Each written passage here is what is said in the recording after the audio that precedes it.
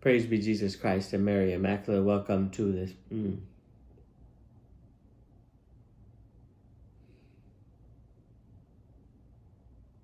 Alabado sea Jesucristo y María Inmaculada. Bienvenidos a este quinto domingo de Pascua. Vamos a leer del Evangelio de San Juan, capítulo 15, del 1 al 8. Jesús nos da la historia de la vid y de la viña, que tiene sus raíces en una canción escrita en el libro del profeta Isaías.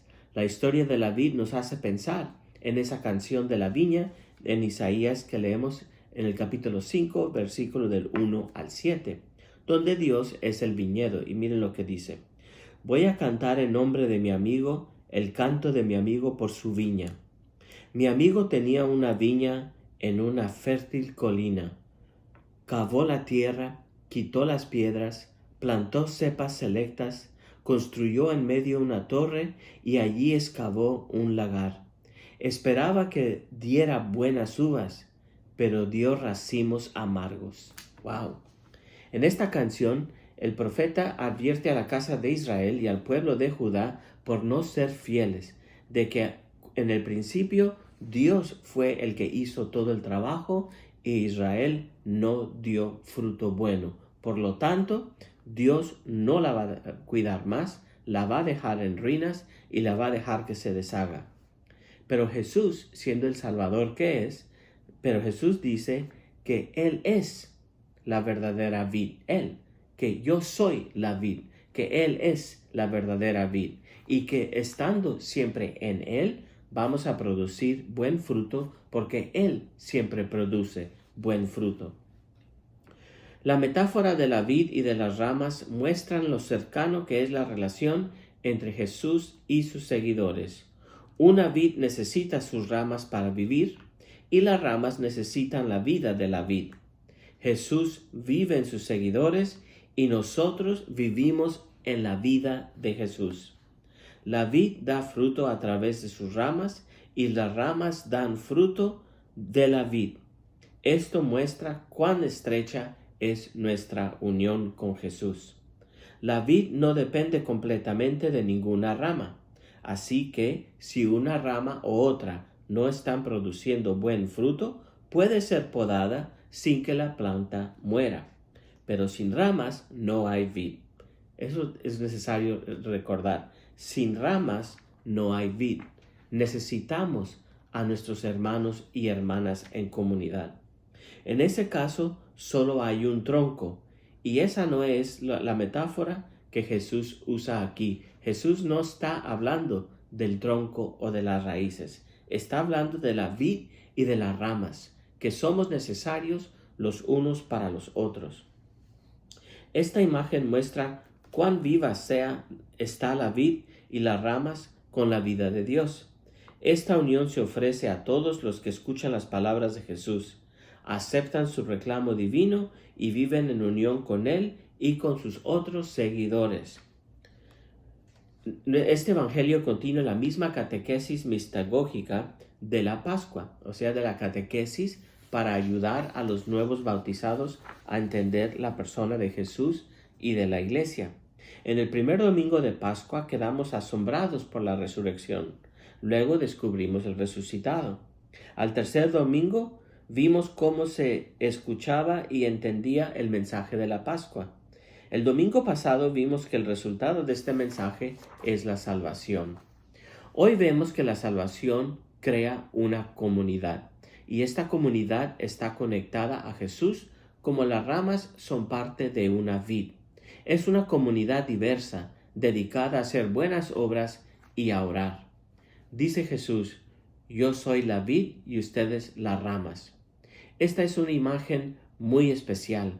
Dice que la comunidad solo vive y actúa debido a la vida de Jesús, que si nosotros no estamos agarrados de Jesús, no podemos dar buen fruto. Nuestra vida es debida a la vida de Jesús. También es una descripción cercana de la comunidad de creyentes que comparten la misma vida divina. La Iglesia, la presencia de Cristo en este mundo, es verdaderamente un misterio. Imagínense con todo el escándalo que los cristianos hemos hecho en los últimos 2000 años y sin embargo aquí estamos. Y aquí estamos debido a la resurrección de Cristo que fluye a través de todos sus miembros, de todas las ramas. Vivimos en Cristo así como Cristo vive en nosotros. La primera iglesia estaba formada por personas de diferentes orígenes étnicos. Venían de Jerusalén, de Judea, de Galilea, de Samaria, incluso de Damasco. Algunos eran profundamente arraigados en su religión y costumbre judía, mientras que otros eran de cultura griega. La comunidad incluía a personas que habían seguido a Jesús desde el inicio de su ministerio, como Pedro, Andrés, Santiago y Juan, y también a personas que perseguían a los cristianos, como Saulo, que después se convirtió en Pablo. Esta comunidad cumple las promesas hechas en el pasado de que el poder salvador de Dios va a alcanzar a todo mundo. Nuestras propias comunidades de creyentes también son diversas. En el pasado nuestras parroquias podrían haber sido más similares en cuanto a grupos étnicos y niveles económicos. Sabíamos dónde estaba la iglesia americana, dónde estaba la iglesia de los italianos, dónde estaba la iglesia de los mexicanos, dónde estaba la parroquia rica, dónde estaba la parroquia pobre. Y hoy en día, gracias a Dios, ya no existe eso tanto y nuestras comunidades son mucho más diversas y con cambios. Al igual que los primeros cristianos, también nosotros tenemos algo de problema en abrirnos a grupos de personas diversas. Fíjense nomás cómo es difícil traer una comunidad bilingüe. No nos gusta mezclarnos. Necesitamos abrir nuestros corazones a las diferentes formas en que se manifiesta el poder de Dios y crear una comunidad que en su diversidad da gloria a Dios. Todas las lecturas enfatizan las buenas obras que hacen los creyentes cuando están unidos a Cristo.